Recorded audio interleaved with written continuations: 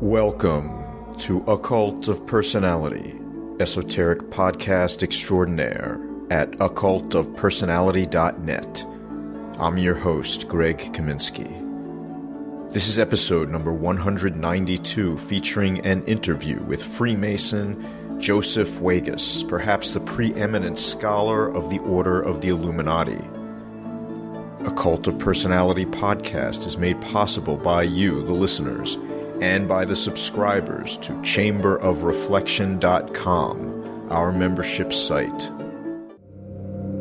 Occult of Personality podcast is also sponsored by Miskatonic Books, an online store that focuses on the esoteric, occult, ceremonial magic, Freemasonry, Rosicrucianism, witchcraft, the Golden Dawn, as well as dark fantasy, classic horror, and supernatural fiction. They carry books by all your favorite esoteric publishers as well.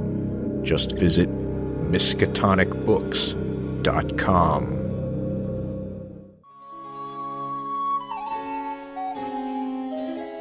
On May 1st, 1776, Adam Weishaupt founded the Order of the Bavarian Illuminati. Weishaupt's goal for the order was to elevate society with the virtues of public education, the ideals of the Enlightenment, and the general liberty of humanity. In short, Weishaupt sought to illuminate the world. Now, over 240 years later, and for the first time in history, the collected works of Adam Weishaupt are being professionally translated into the English language and published in a 24-volume set produced by Malta Minerval Editions. To celebrate the 242nd anniversary of the Order's founding, we are pleased to announce Volume 1, Number 1 of the collected works of Adam Weishaupt will be available for pre-sale at maltaminervaleditions.com beginning in May 2018. To learn more, visit them on Facebook and Twitter at username Malta Minerval or at maltaminervaleditions.com.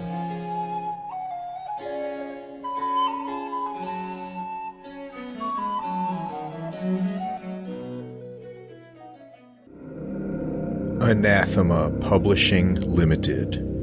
Quality occult books and contemporary esoterica. Established in 2011, Anathema Publishing aims to provide superior literature in content and form by creating a trinosophic relationship in troth and gabo between publisher, author, and reader. Anathema Publishing produces refined books for the true bibliophile on topics ranging from Gnosticism, traditional craft, alchemy, Hermeticism, witchcraft, to Luciferian theosophy. www.anathemapublishing.com.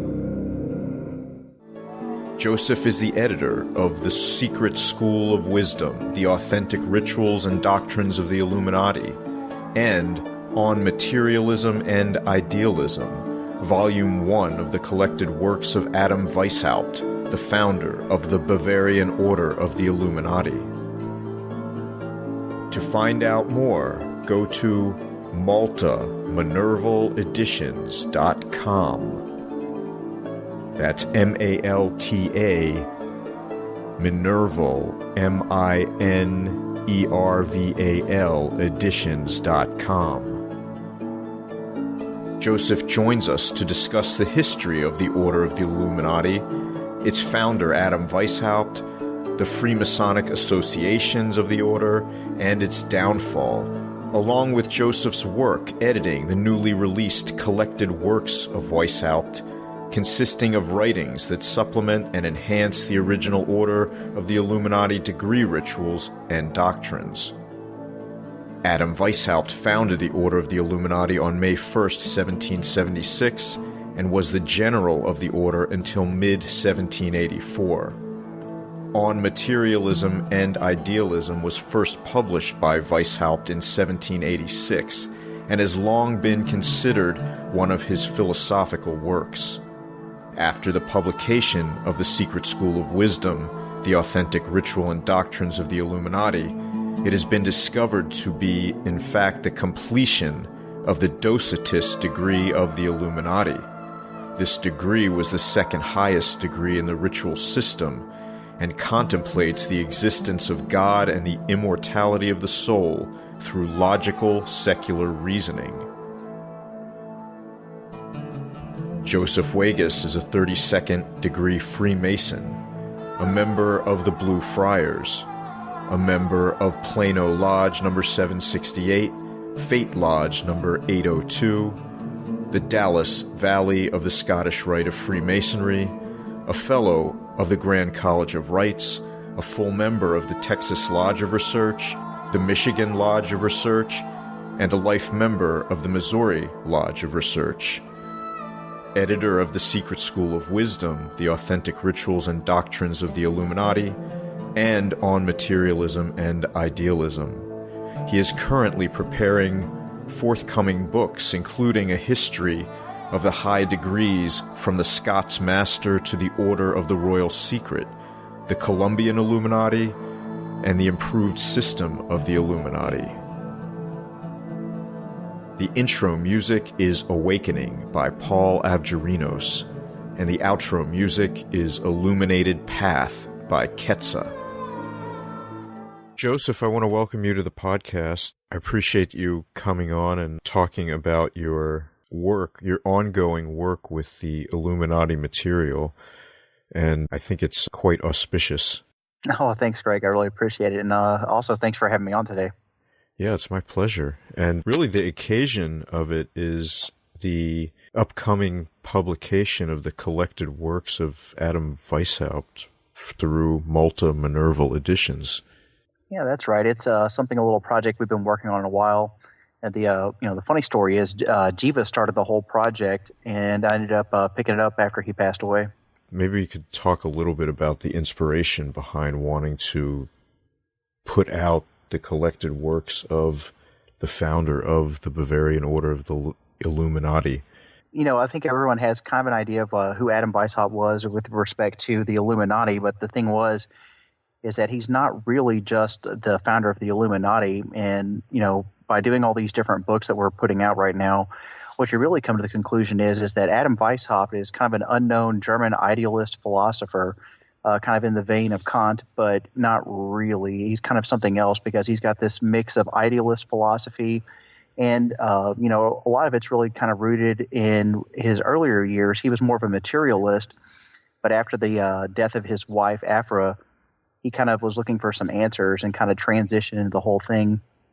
And what's interesting is, like, if you look at his academic career, his first, the first thing he was a professor of philosophy first in 1768, and then he doesn't become a professor of canon law until 1773. So really, he's a philosopher at heart, and so that's kind of like the whole idea is to take all of his works, and so we're kind of dividing it up into two series. And so the first volume of books is going to be works that are related to the Illuminati, things that are kind of touch upon that vein.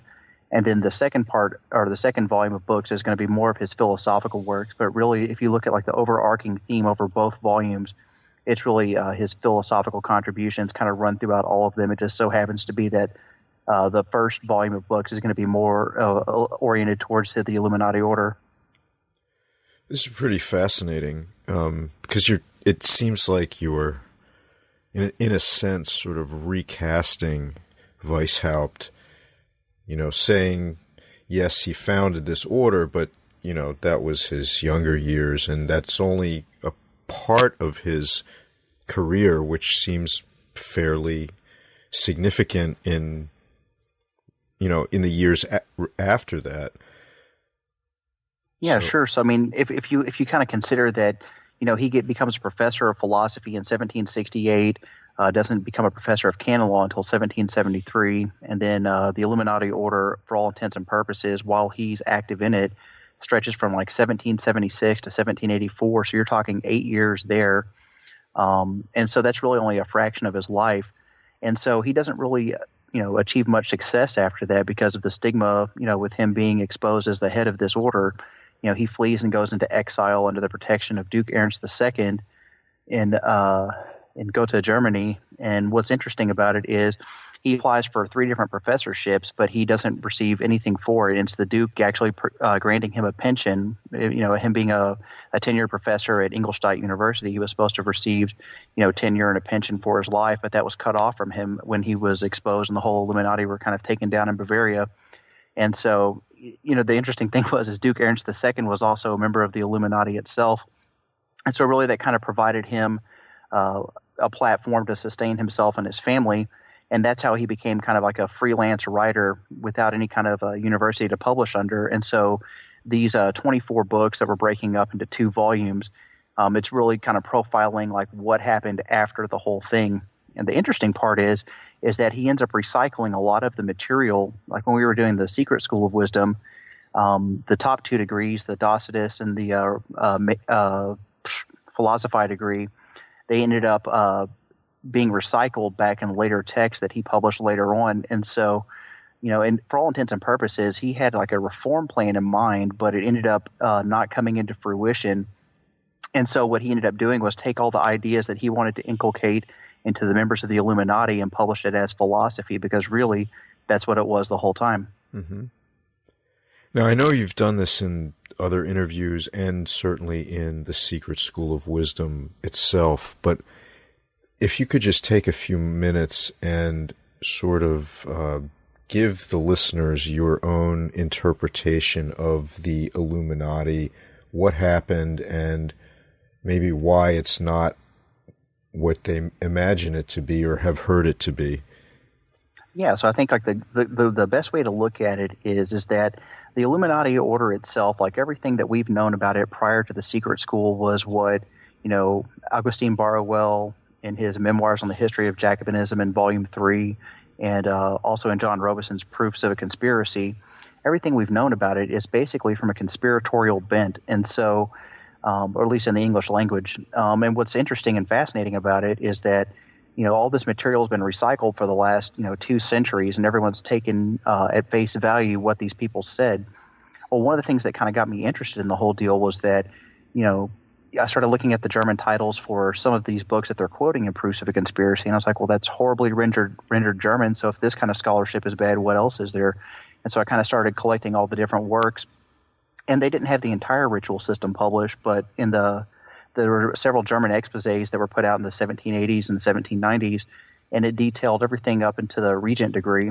And then when I kind of took a look at these works, I figured out really quick that, well, hang on a second here. Everything that they've said about this order isn't exactly true. And so it's just interesting that like the whole history of everything that we've ever associated with what the Illuminati were was in fact from a conspiratorial point of view.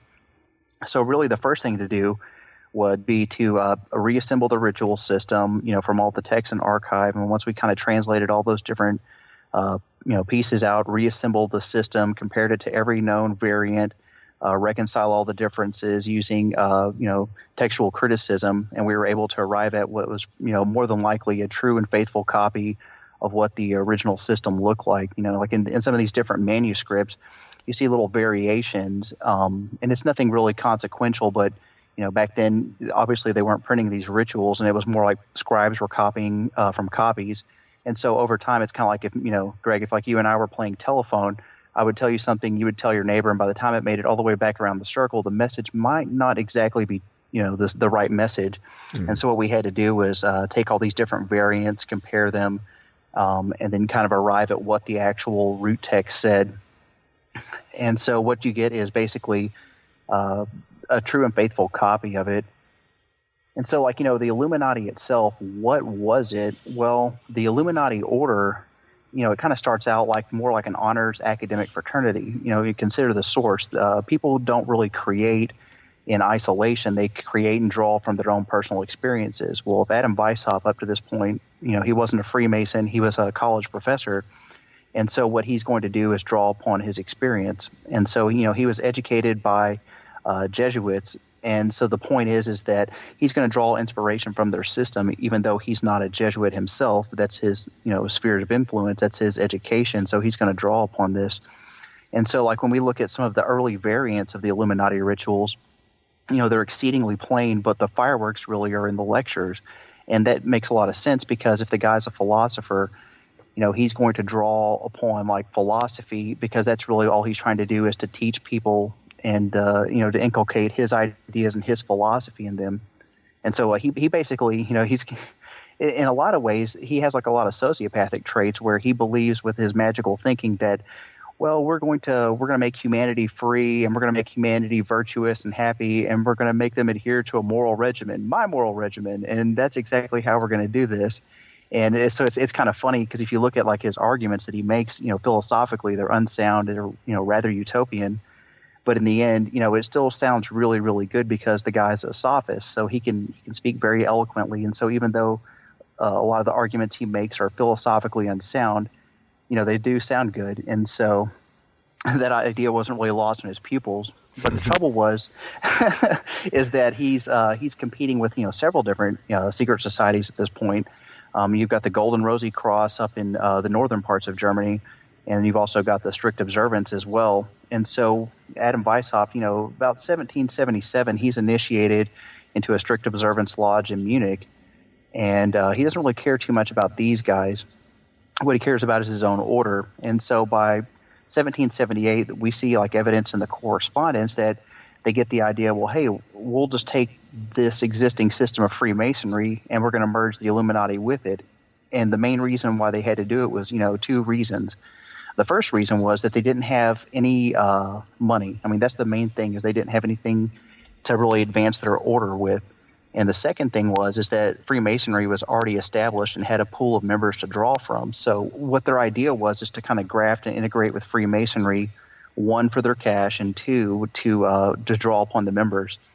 And that was kind of the whole idea of the thing. So, Adam Weishaupt, he didn't care much about rituals or ceremonies. It was more about the philosophy. And if it wasn't until, like, he met up with Baron von Knigge in 1780. So Knigge, he's up in the northern parts of Germany, and, like, the strict observance system, which at this point was the dominant rite in Germany, it was kind of going into terminal decline. Now, if you'll recall, the strict observance, they were the guys that were saying that they were the Knights Templar. They were founded by Baron von Hund, and then, von Hund dies in 1776. And if you got this system that's supposedly led by these unknown superiors, and yet after the death of the founder, no superiors appear, it kind of, like, starts getting things to shake up. And so, like, their system starts going into terminal decline. So Knigge gets the idea that he's going to make his own system, like a reform of the strict observance. Well, he comes into contact in Frankfurt with the Marquis Costanzo de Costanzo, and he says to him basically, like, well, hey, don't create a new system here. We've got everything you're looking for already. And so Knigge joins up, and they start working the whole system, and then he runs out of degrees. And the guy's a rock star, because he's recruiting from, disaffected members of the strict observance, and so he starts swelling the ranks immediately.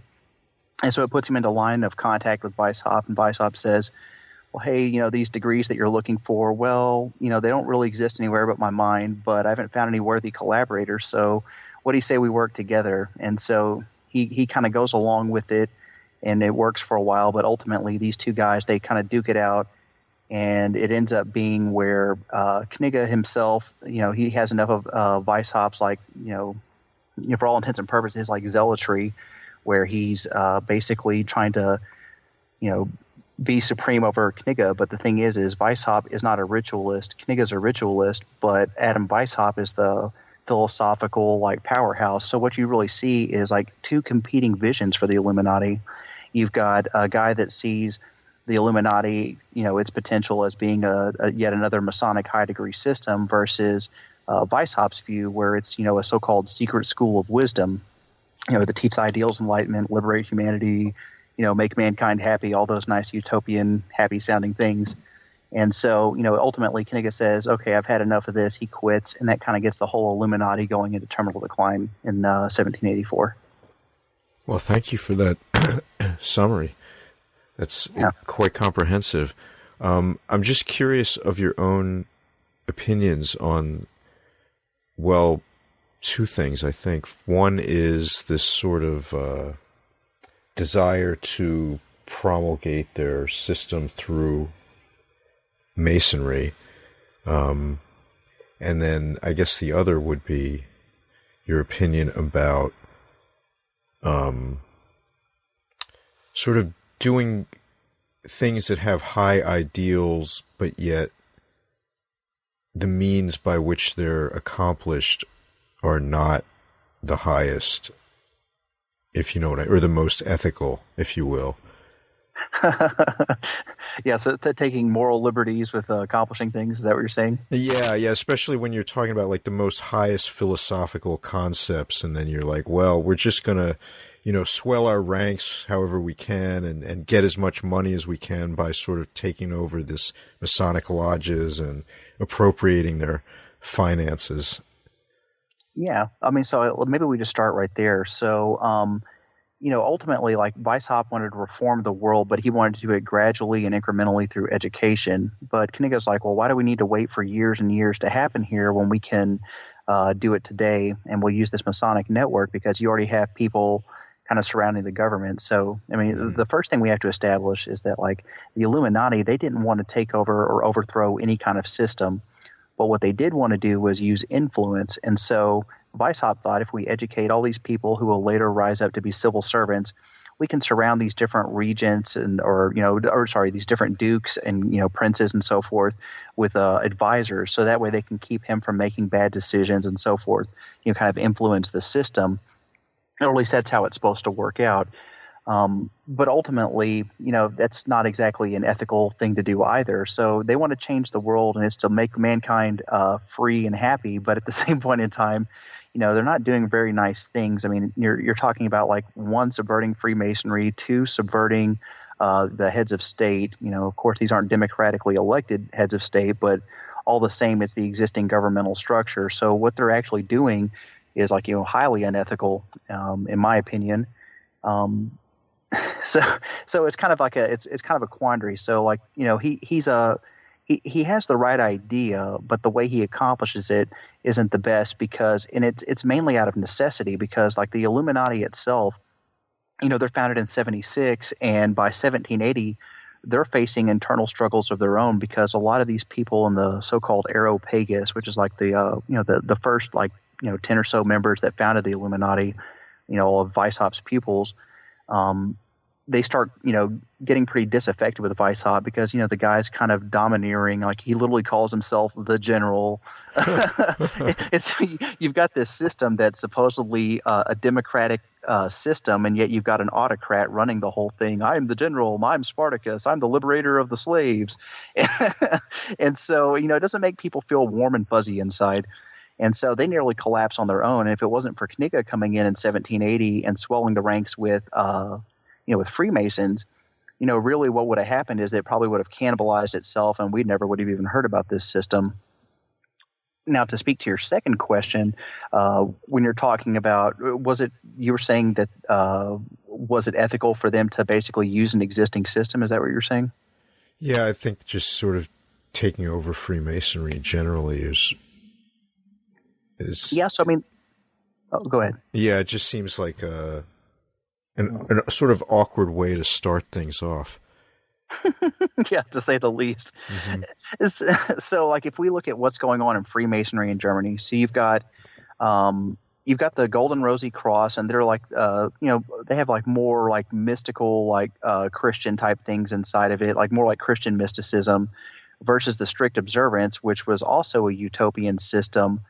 And, it's supposedly led by these unknown superiors. And so both of them have a rather Christian bent to their nature. And it's not to say that they were really Christian Masonic systems, but that was the way that they were, made to appear. Because if you're recruiting from, like, high-minded men, and an overwhelming majority of people are Christians in these countries where these orders operate, it's a necessary structure that you have to put into place here. Certainly. And so, like, what basically, both of these systems have problems, right? So the Golden Rosy Cross system, It's a money making scheme. So like if we look at like really what they were doing in Germany and even like some of the countries surrounding it, these Masonic high degree systems, like everything past like the Master Mason degree, all these so-called high degrees, really they're money-making ventures. And so you have to give like instructions and teachings to different people.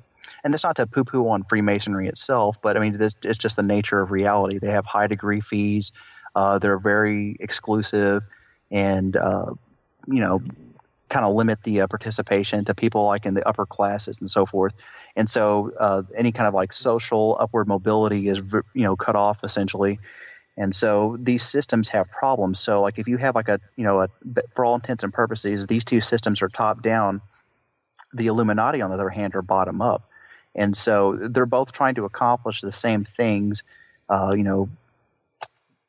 basically help people to have like connection to like the absolute, insight into the nature of God and so forth, but also to have like to make humanity happy. So these other two systems are more of top down. The Illuminati is more bottom up.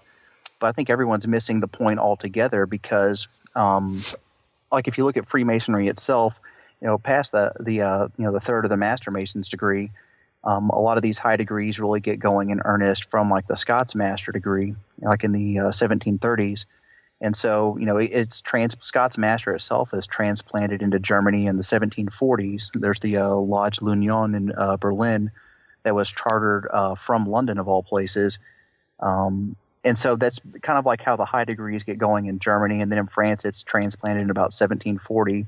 And from there, in these different countries in Europe, they start spreading. So people start inventing degrees and so forth. And so, Freemasonry itself is a valuable institution. But, in continental Europe, speaking from that perspective, past the third degree, like it's more of like an enterprise for making money. And so you have to have, value to the system. So you have, philosophical things they inject into it. So where I'm going with this is like you could look at it from two different perspectives. You could call the Illuminati Masonic reformers because in a sense they wanted to reform Freemasonry as, this isn't necessarily an alchemical exercise. This isn't some system led by so-called unknown superiors. What this is a system that's instituted in 1717 Grand Lodge of England, former labor union that's now turned into a gentleman's social club and so forth. So from some perspective, that's actually right. But even though they're telling truths, on the other hand, what they're basically trying to do is to stop all these other systems. And what the Illuminati end up doing is creating their own rite of Freemasonry called the Eclectic Rite.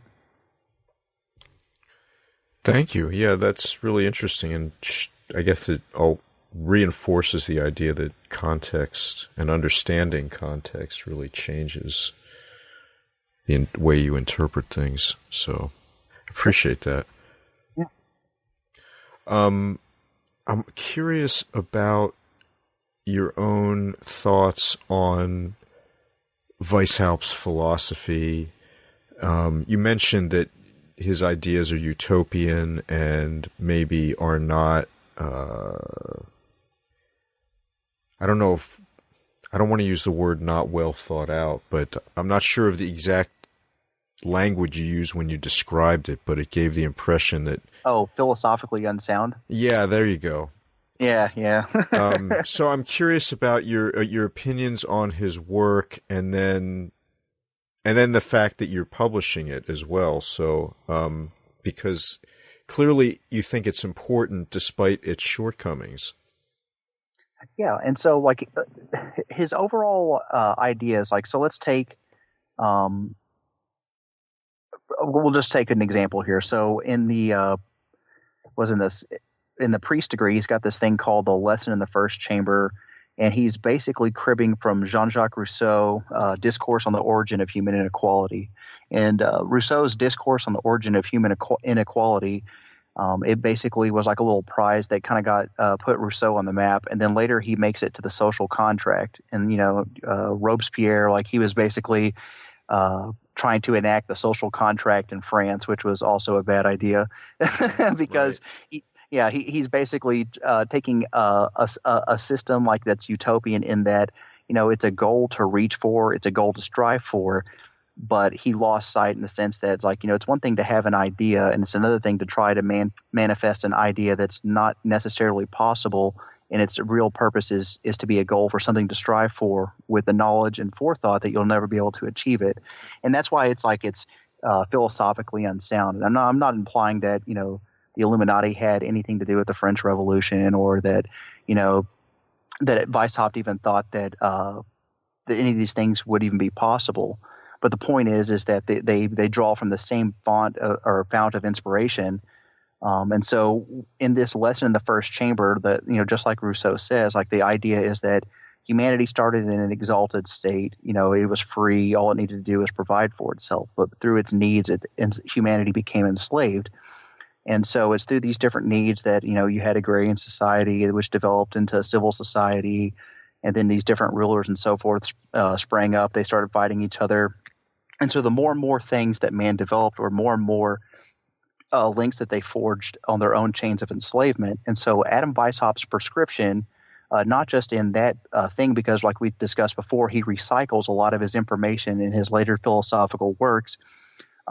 So basically by curbing one's needs, one would become free. So to need very little from life actually would set you free. It's a concept we see in a lot of different philosophical systems, and there probably is some universal truth in that idea. So on paper, like if we were to look at like what is the value in putting Weishaupt's ideas and words into a series of books, well, if you're literally trying to enact it, very little. But as we've seen time and time again throughout history, trying to literally enact any kind of an idea that's philosophical in nature may not be the best idea. What it really should be is more like a goal of something to strive towards.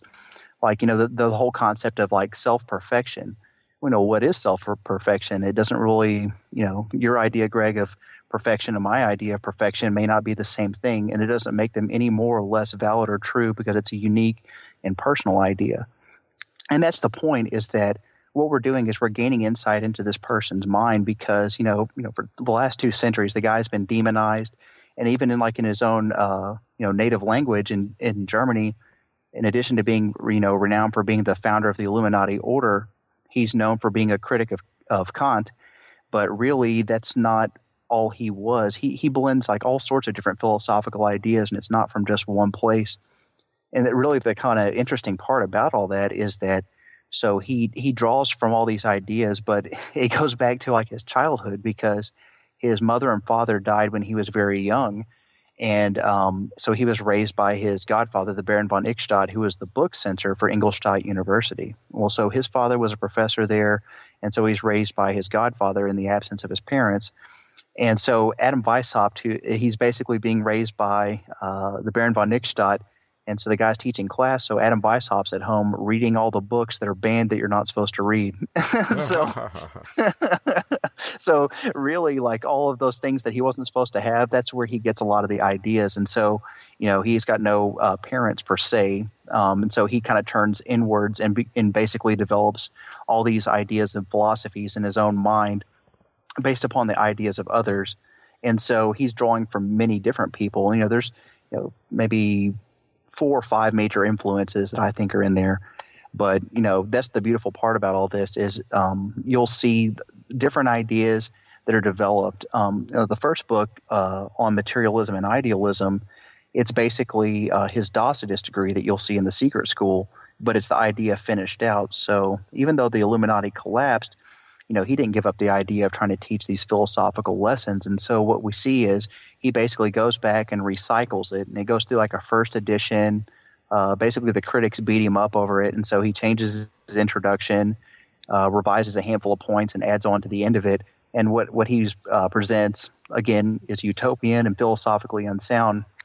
But the idea is that he basically, in his own mind, proves the existence of God and the immortality of the soul, but he does it through logical, secular reasoning, which is like pretty fascinating. Yeah, it is fascinating. I agree. And I think it's interesting because this is not the first time I've seen like this sort of philosophical, linguistic approach to mysticism, like, a truly intellectual approach to the divine. Mm.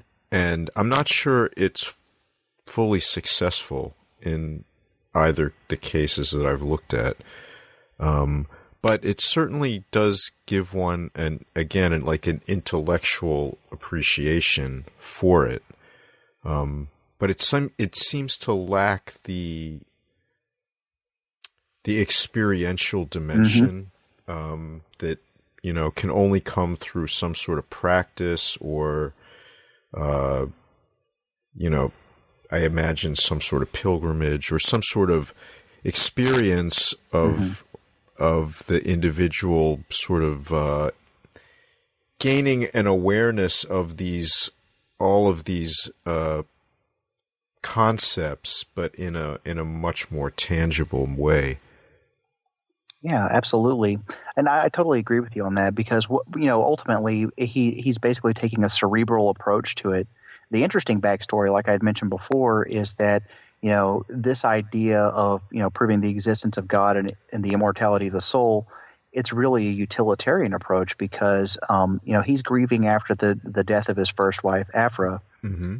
And from a materialist point of view, there is no God, there is no life after this, and that's the end of it. So she's lost forever, and I'll never see her again. And so utterly within the depths and the being of essence of his soul, that he rejects this idea, and so he's searching for answers.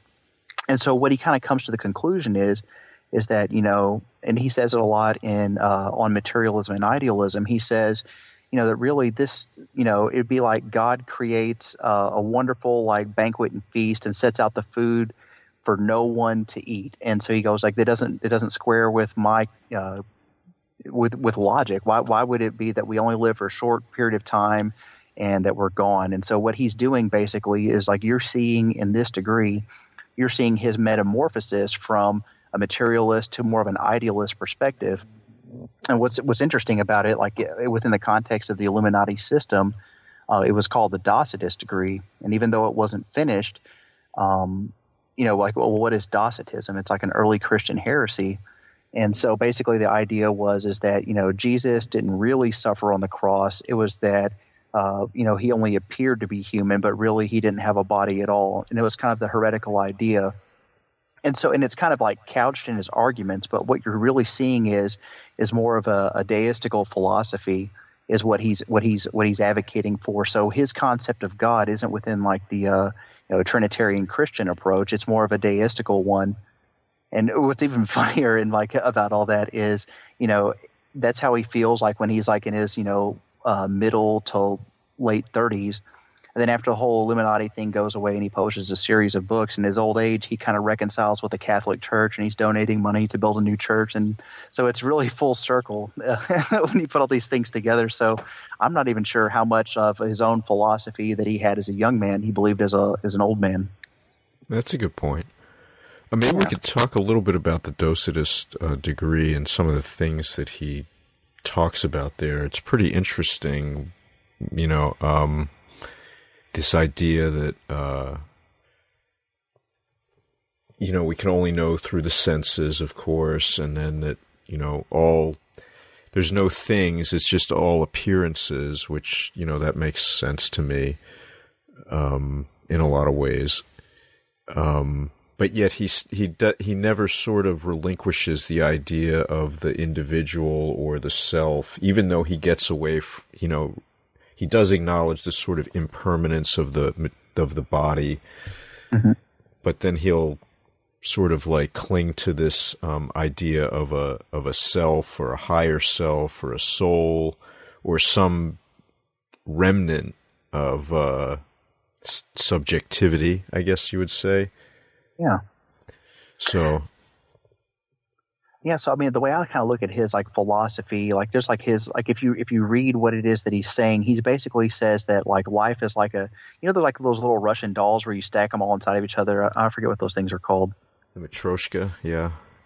Yeah, those things. And so basically what he's saying is that maybe the life and the experience that Greg, that you and I are having right now is the smallest little doll, and once we shed this husk, it's actually a larger thing that's containing it. But what he proposes is that even though death in this plane of existence may not be the final death, it may be a series of deaths or experiences, And it's really weird because you would think, okay, well, maybe that it's like a reincarnation type philosophy, but really that's not what he's advocating for.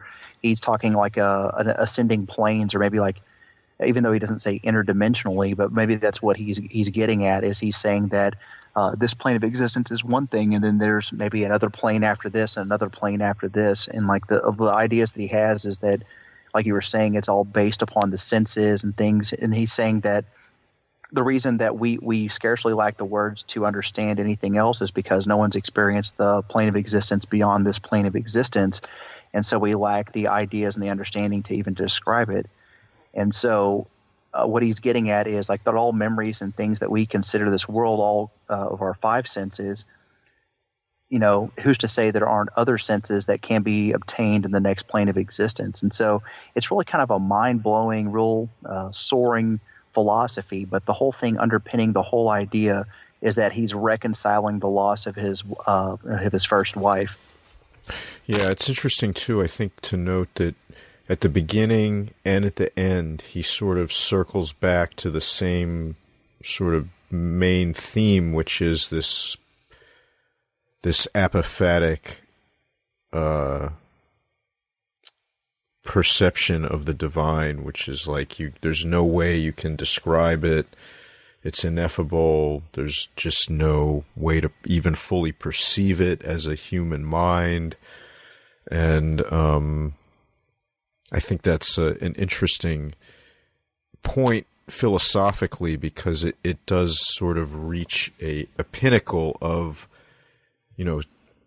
mysticism in many traditions, certainly in Christian mysticism with like Pseudo-Dionysus or the Neoplatonists, or even certainly the Kabbalists in many Kabbalistic schools. So it really echoes similar ideas from those traditions in terms of the way like the divine is just so far beyond conceptuality that and trying to put human attributes to the divine in any way is just a mistake, really. Yeah, and I think that rings true to like a lot of our own experience, right? Because if we look at the conceptions of God or the supreme being, or however you want to refer to it, I mean, really what we're doing is we're anthropomorphizing, the attributes of divinity. And the thing is, we'll never really know or have an understanding of what these things actually are. It's beyond us. And so we can have like what different, holy books say that the nature of God is, but really, without any kind of firsthand experience, like, these revealed religions, they're basically, I mean, that's one thing that we all can agree is that they're all written by people for people. And so what we really see is a lot of like humanity's understanding of what the nature of God is, who God is, but it's not coming from the source of God. So, it really does ring true in a lot of sense. What is the nature of God? It's really ineffable, right? So, well, I would have agreed with you maybe a year ago. Absolutely. Certainly. And I still agree with you up to a point. However, there is a post-apophatic apprehension of the divine, and at least in certain dynamisms. So those exist and can be articulated. So it's not to say that the apophatic approach is incorrect. It's certainly correct, but there is a post-apophatic approach as well that should be acknowledged. It doesn't make either one more or less valid. It's just, I think to someone in our position, you could look at it more as stages, where you would have cataphatic, which is the anthropomorphizing of the divine, the apophatic, which is the nullification of any conception of the divine, and then the post-apophatic, again, which is like not conceptualizing, but sort of apprehending the dynamics of the divine in a way. And so it's more of a progression maybe, but that's probably outside the scope of our conversation. But oh, sure, and it's probably just like a nuanced difference, isn't it? Sure. But I think it's interesting to see how Weishaupt is really appreciative of such a large scope of the mystical tradition and what it's expressing philosophically, because I think it shows an appreciation for the same sort of materials, like you mentioned, these banned books and all the materials, the same ones that Pico della Mirandola was learning from and putting together in his 900 Theses that got him excommunicated. Yeah, do you know why a lot of those books were banned in the first place? Well, no, I can only speak to Pico's expression of them, and I know why it got him in trouble, but I don't know why the books in general were banned. So, like, if we look at, so you have like the whole like War of Austrian Succession that's going on, and it basically culminates like in like 1762. There's this policy that goes on in Germany, and think of Germany at this point as not really a united country. It's for all intents and purposes, it's the decaying Holy Roman Empire, though the northern states have already kind of broke free with Protestantism. And so what we see in the northern states, like under Frederick the Great, you see this policy of enlightened despotism, where basically is that we're going to have these agrarian land reforms, we're going to have public education, we're going to have all of these different ideas and conceptions. And so you start seeing like education come into the fold. And what ends up happening is that even as far south as Bavaria, which is, definitely more like Austro-centric, being under like more of the Habsburgs, all the same, like they start having the Bavarian Academy of Sciences.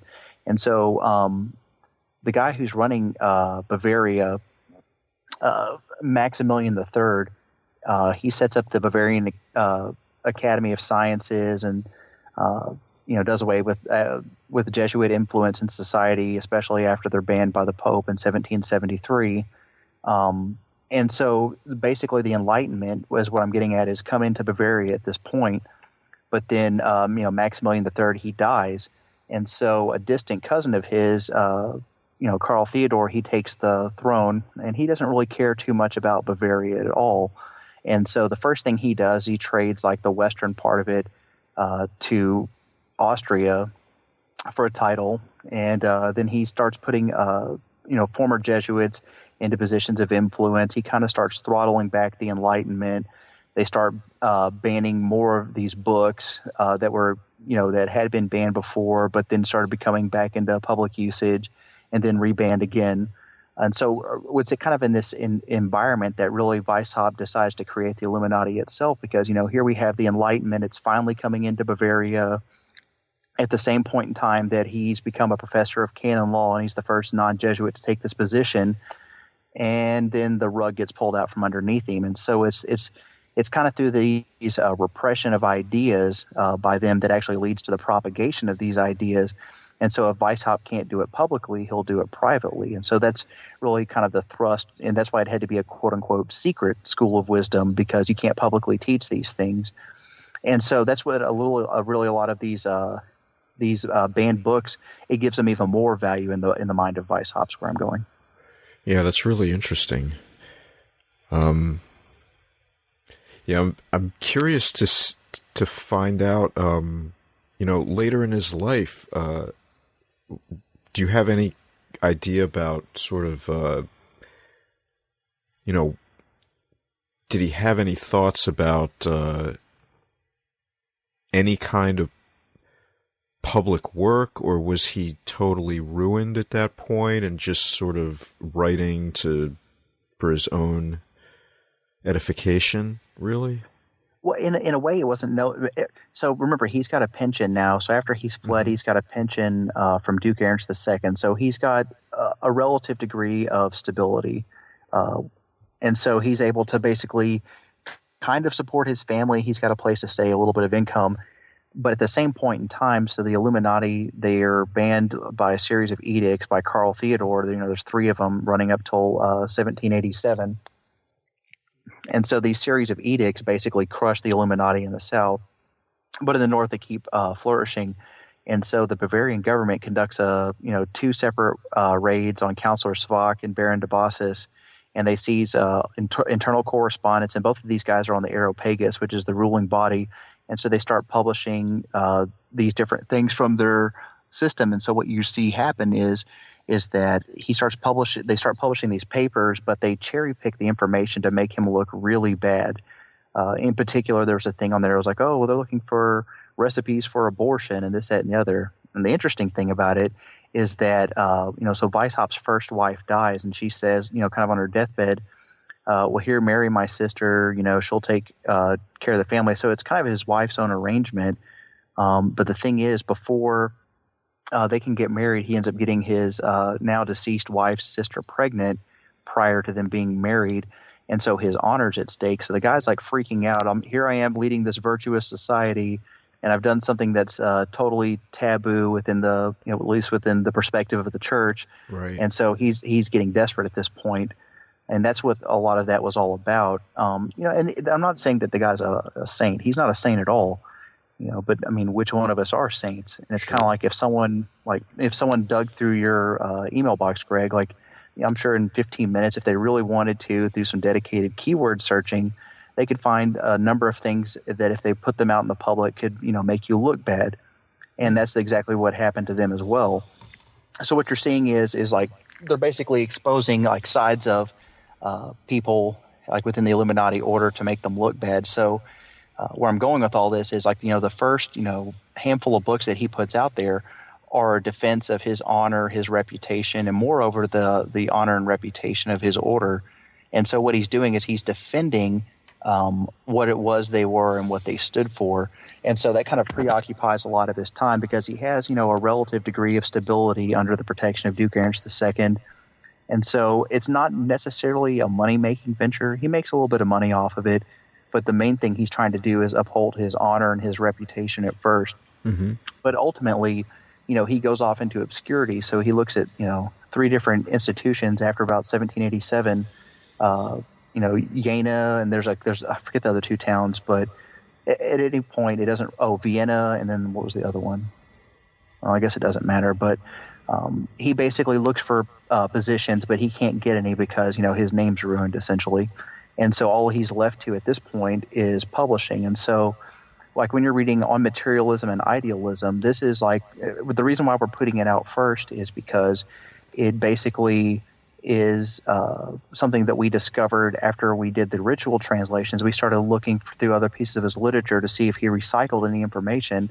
And lo and behold, this entire book, he recycled that degree, which is interesting. But really what it marks is his transition from defending his honor to basically taking the ideas and philosophy that he had in the beginning and trying to recycle it and make it commercially available, 1, for profit, but 2, moreover, for the education and the perfection of humanity. So that's really kind of why it gets going that way. It's fascinating. Joseph, I don't know if you had any final thoughts for listeners or if you wanted to remind them about where they can get the collected works of Adam Weishaupt as they are released. Yeah, absolutely. So you'll be able to visit our site at maltaminervaleditions.com. That sounds like a mouthful. So it's maltaminervaleditions.com. We also have a Facebook page. You can find us there. So the main website is almost done. We're still working out a few kinks with the shopping cart. And later this month, we'll have it up for sale. We'll have Volume 1 is going to be on Materialism and Idealism. It's the kind of the repackaging and the rehashing after the fact of Adam Weishaupt's Docetist degree. The second book that's coming in the series is the improved system of the Illuminati. And what that really gets into is Adam Weishaupt's reform plan for the system of degrees when he was in exile. And so what you see is that in that one, he'll drop all the ceremonies and so forth, and he'll get right down to the ideas and the philosophy because, he's not a ritualist. He doesn't care about ritual. He cares about ideas. And, that'll give you an idea for the first 2 books. So if you guys have found like this dialogue worthwhile or interesting, I strongly encourage you to visit maltminervaleditions.com to purchase the book. I'm sure, Amazon's going to pick the book up too later on. So, you've got a variety of options at your disposal should you be so inclined to purchase a copy. Well, thank you so much for giving us a insight into this amazing project you're working on, and I hope you'll keep us apprised of new developments and new additions as they come out, because it's really fascinating. And it was really great to speak with you, Joseph, and I certainly enjoyed learning a lot more than I had. And I hope other people had a similar experience. Well, thank you very much, Greg, and I really appreciate the opportunity for allowing me to come onto your program today and to talk about a little bit more, and I'll definitely keep you abreast of all further editions coming out. In the Chamber of Reflection at chamberofreflection.com, we continue this fascinating interview with Joseph, delving even more deeply into his research on Adam Weishaupt and the Order of the Illuminati. It's wonderful to explore the history and philosophy of the Illuminati with new information so many years after its dissolution, and Joseph shares many of his insights with us. Join us for that fascinating and important conversation. And I'd like to remind you that although you're able to listen to this podcast at no charge, it costs time and money to create. We ask you to support our efforts and the creation of future podcasts by joining the membership section at chamberofreflection.com. And if you're already supporting the show or have done so in the past, my heartfelt thanks, and I salute you. Thanks for listening, and until next time.